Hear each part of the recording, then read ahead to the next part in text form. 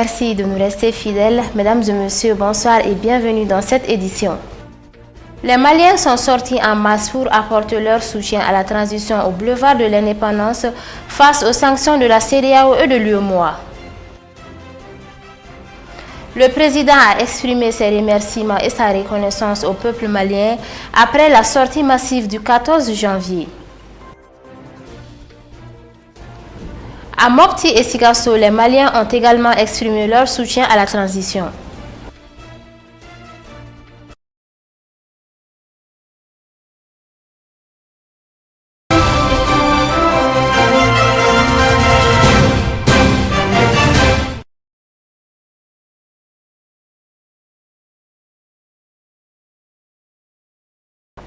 Une fois de plus, bonsoir et bienvenue dans cette édition. Comme je vous en parlais tout à l'heure dans les titres, ce 14 janvier 2022 restera dans l'histoire du Mali. Le peuple malien a répondu à l'appel du chef de l'État, le colonel Assimi Goïta, sur le boulevard de l'Indépendance afin de décrier les sanctions illégales et illégitimes prises par la CEDEAO contre le Mali le 9 janvier 2022 à Accra, au Ghana. Le premier ministre Dr Choguel Kokala Maïga et son gouvernement étaient porteurs du message du chef de l'État au beau peuple malien. Reportage Ali Koulibaly et Salif Niari. Appel à la mobilisation lancé par le chef de l'État, le colonel Assimi Goïta, après les sanctions illégales de la CEDEAO contre le Mali. Ce 14 janvier 2022, les Maliens ont répondu à cet appel sur toute l'étendue du territoire national. Le porte-parole du gouvernement, présent sur le boulevard de l'Indépendance, a remercié le peuple malien et adressé le message du président au peuple tout entier. Le gouvernement de transition vous remercie d'avoir massivement répondu à son appel. Nous sommes fiers et très honorés. Au nom du gouvernement, je voudrais rappeler que l'un des objectifs du chef de l'État, le colonel Assimi Goïta, demeure le retour à l'ordre constitutionnel. Un ordre constitutionnel qui est gage de bonne gouvernance, de paix et de sécurité. Pour ce faire, les réformes politiques et institutionnelles ont été recommandées par les assises nationales de la refondation. Ensuite, le retour à l'ordre constitutionnel ne peut se faire sans un niveau de sécurité qui permettrait à la population malienne de participer aux différentes élections. Nos autorités ont décidé d'équiper substantiellement les forces de défense et de sécurité, l'armée malienne. En si peu de temps, nous constatons les résultats tangibles et spectaculaires de cette décision. Eu égard au nombre important de terroristes neutralisés, de bases de terroristes détruites et de terroristes qui se sont rendus. Le peuple malien est un peuple debout, courageux, serein et résistant. C'est pourquoi la CEDEAO ne devrait pas se tromper du peuple, dit Dr Choguel Kokala Maïga. Il est important que la communauté internationale comprenne qu'il ne faut pas se tromper de peuple.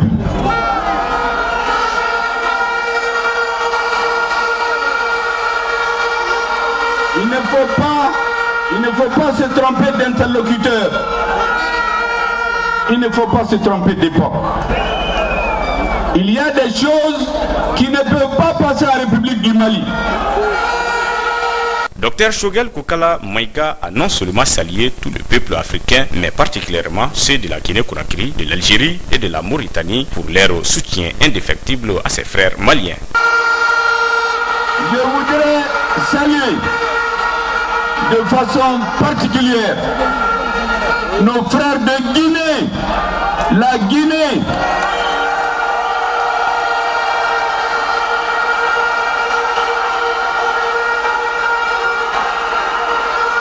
La Guinée qui a refusé d'appliquer les mesures illégales et illégitimes contre notre peuple. Nous voulions de façon particulière saluer la Russie et la Chine. Je voudrais aussi saluer nos frères algériens, le peuple algérien, qui se tient aussi aux côtés du peuple malien. Je voudrais remercier nos frères de Mauritanie. Ils ne parlent pas, mais on sait qu'ils sont avec nous. Le Premier ministre a affirmé et confirmé la montée en puissance de l'armée malienne. Selon lui, beaucoup de terroristes ont été neutralisés. Du 28 décembre 2021 à aujourd'hui le 14 janvier 2021, le nombre de terroristes, de chefs terroristes, de bases terroristes que nous avons détruits, c'est plus que ce qui a été détruit pendant les 20 dernières années, réunis. Des centaines de terroristes sont en train de se rendre tous les jours, parmi lesquels il y a toutes les nationalités, y compris certains qui viennent des pays de la CEDEAO. Ils sont nommés aujourd'hui des terroristes.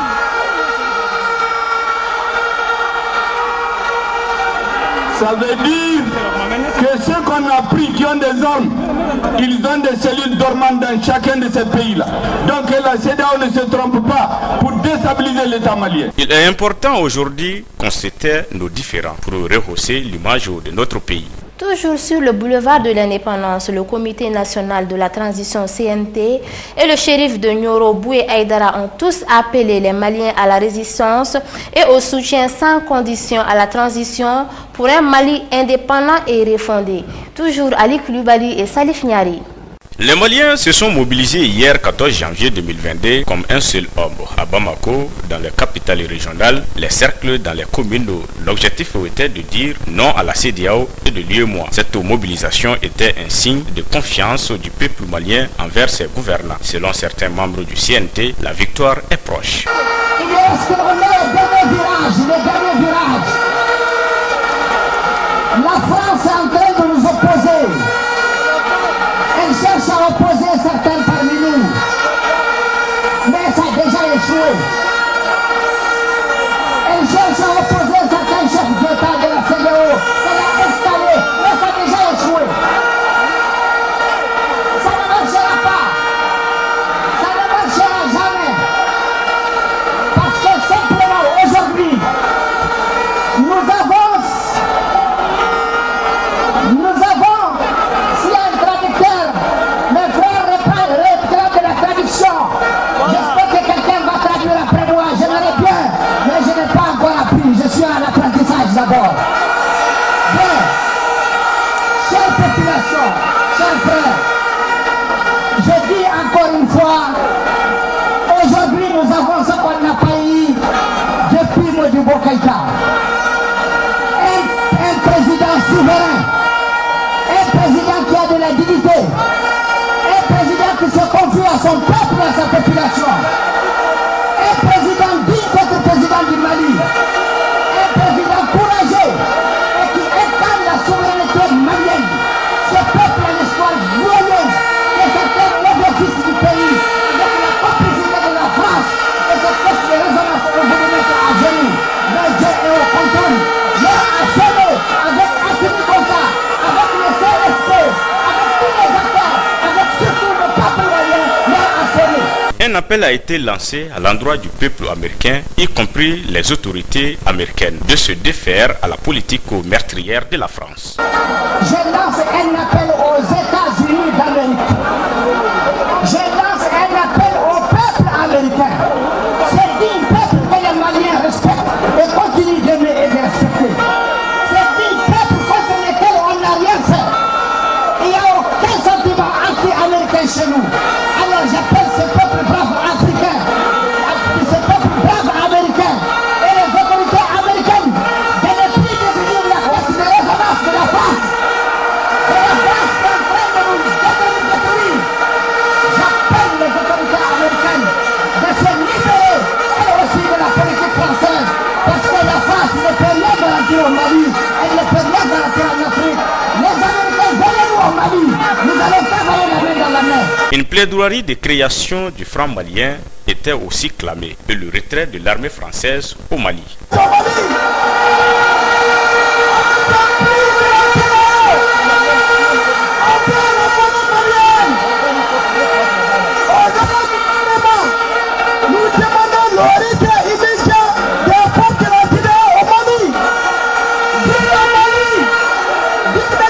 Vive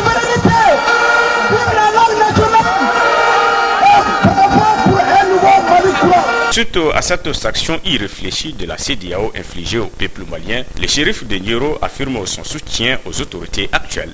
Et surtout, chers serviteurs de Dieu,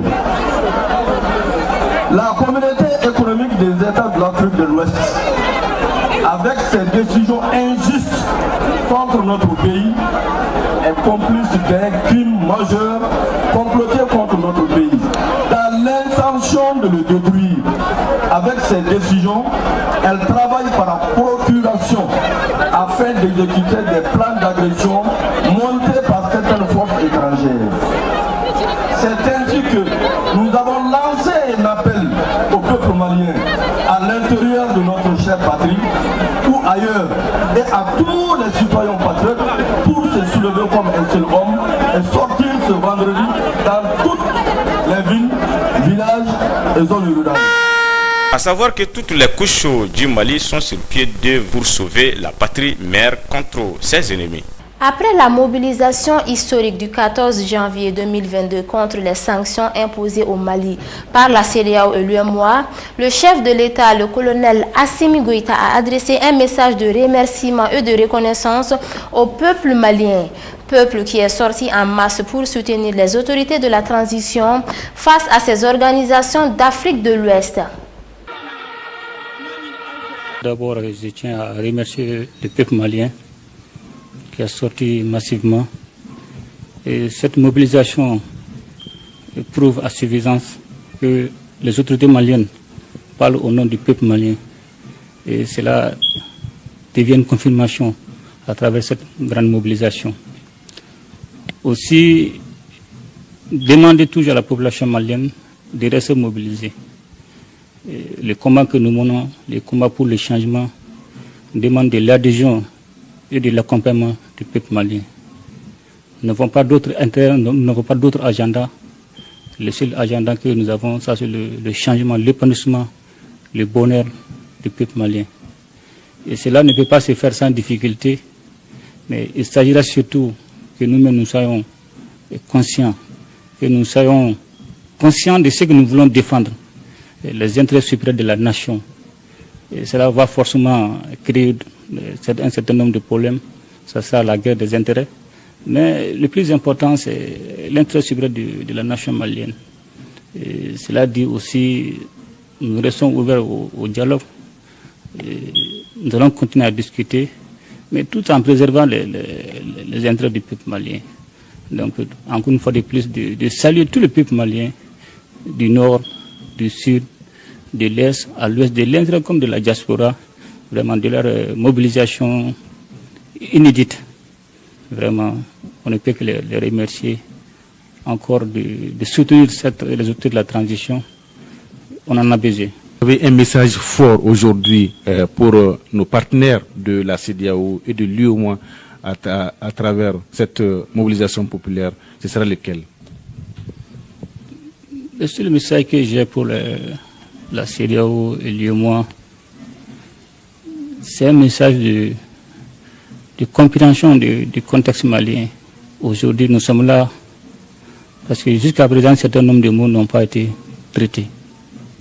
Si réellement la CEDEAO et l'UEMOA souhaitent le bonheur du peuple malien, la CEDEAO doit accompagner le peuple malien à travers les désirs de changement du peuple malien pour que nous n'assistons pas à un éternel recommencement. Monsieur le Président, il y a quand même des pays amis, qu'on peut le dire ainsi, qui nous ont soutenus, qui soutiennent aujourd'hui le Mali et les peuples africains et qui manifestent un peu partout leur soutien au Mali. Quel message vous avez aujourd'hui pour tous ces amis du Mali? Je ne peux vraiment que remercier et féliciter tous ces pays amis qui nous ont soutenus. Comme on le dit en langage bambara, c'est pendant les moments difficiles qu'on connaît ses vrais amis. Et pour la Guinée, c'est pas étonnant. Pour l'Algérie, c'est pas étonnant. Aussi pour la Mauritanie. Mais aussi saluer l'ensemble des pays africains. Aujourd'hui, ce combat que nous menons est devenu un combat panafricaniste. Et ce n'est plus uniquement le combat malien, c'est tous les peuples africains qui se reconnaissent dans ce combat. Donc nous les remercions de leur engagement et que seuls ensemble, nous pourrons vraiment sortir nos pays de ces difficultés. C'est ça que j'ai tout le temps dit à nos interlocuteurs, de ne pas situer le problème uniquement au niveau du Mali. C'est un problème des pays du Sahel. Donc aider le Mali aujourd'hui, ce n'est pas une faveur, c'est une obligation pour pouvoir sauver les autres pays. Une fois de plus, je ne peux que les remercier pour leur engagement panafricaniste, pour leur engagement patriotique. Nous restons toujours avec le président de la transition. En effet, le colonel Assimi Goïta a présidé ce vendredi 14 janvier 2022 un conseil supérieur extraordinaire de la défense nationale. Il s'agit de valider le plan de riposte du gouvernement face aux sanctions de la CEDEAO et de l'UEMOA tout en restant ouvert au dialogue. Le point avec Soumou Yatara. Il s'agit d'un plan qui a été annoncé immédiatement après les sanctions inhumaines et illégales prises par la CEDEAO et l'UEMOA contre notre pays le 9 janvier 2022, a précisé le ministre de l'administration territoriale et de la décentralisation, porte-parole du gouvernement, colonel Abdoulaye Maïga. Des sanctions contre lesquelles le gouvernement a réagi dans un communiqué suivant deux bases, la réciprocité, mais tout en restant ouvert au dialogue. Dans ce communiqué gouvernemental, il a été annoncé l'adoption puis la validation d'un plan de riposte plus exhaustif. A rapporté le ministre Maïga, le président Goïta a validé en Conseil supérieur de la défense tenu ce vendredi 14 janvier 2022 ce plan de riposte. Selon le colonel Maïga, il s'agit d'un plan exhaustif qui essaie de prendre en compte les priorités et les préoccupations de nos populations en termes d'approvisionnement en produits de première nécessité. Aussi s'agit-il d'un plan transversale qui comporte plusieurs composantes, des questions diplomatiques, géopolitiques, économiques et financières, ainsi que des questions sociales, a indiqué le ministre de l'administration territoriale et de la décentralisation. Le ministre porte-parole du gouvernement précise toutefois que l'objectif de ce plan n'est pas d'être dans une posture de bras de fer avec la CEDEAO et l'UEMOA. Le chef de l'État, dans son adresse à la nation le 10 janvier 2022, l'a bien rappelé. Nous restons toujours ouverts au dialogue. Et d'ajouter notre souhait est que ces sanctions soient les plus brèves possibles, aussi bien dans l'intérêt du peuple malien que c'est dans l'intérêt des États de la CEDEAO et des États de l'UEMOA. Nous parlons toujours de patriotisme dans cette édition. En effet, partout au Mali, les fils et filles du pays sont sortis pour affirmer leur désarroi suite aux sanctions de la CEDEAO et de l'UEMOA lors de sa réunion du 9 janvier 2022 au Ghana. Mopti et Sigasso se sont grandement mobilisés pour un Mali fort face à toute punition de l'extérieur. Nous vous invitons à suivre des extraits de l'appel en soutien à la transition. Ce sont les éléments de nos confrères dans les différentes régions. La coordination porte à l'attention de la communauté nationale et internationale que ces sanctions sont productives car elles affectent directement les populations durement éprouvées par la situation sécuritaire, sanitaire et économique. La coordination est vivement préoccupée par les conséquences de ces actions sur des populations qui sont sous embargo depuis 2012. Je dis bien, le Mali est sous embargo depuis la présence des djihadistes.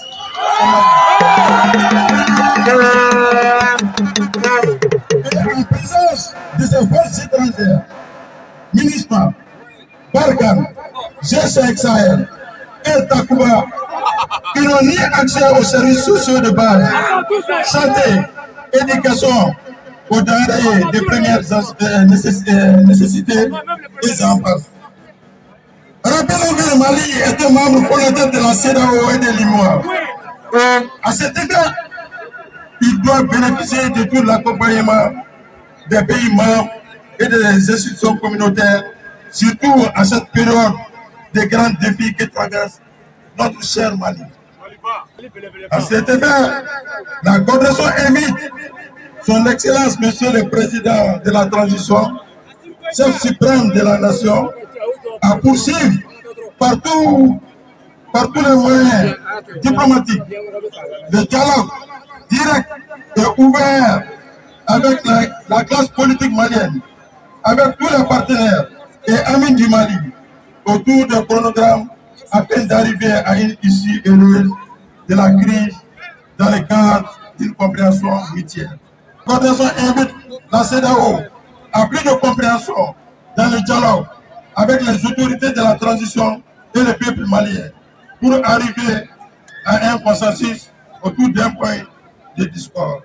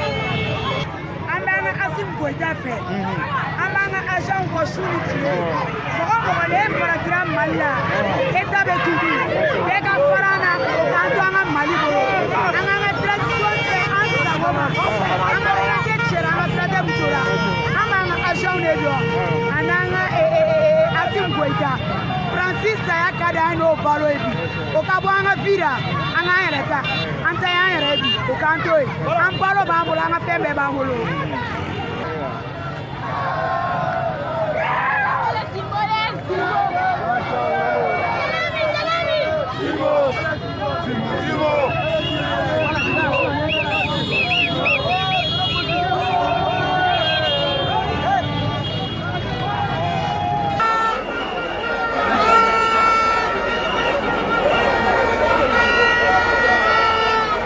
Voilà, c'est la fin de cette édition. Merci à vous de l'avoir suivi. Debout sur les remparts, nous sommes résolus de mourir pour l'Afrique et pour le Mali. La mobilisation continue. Bonne soirée.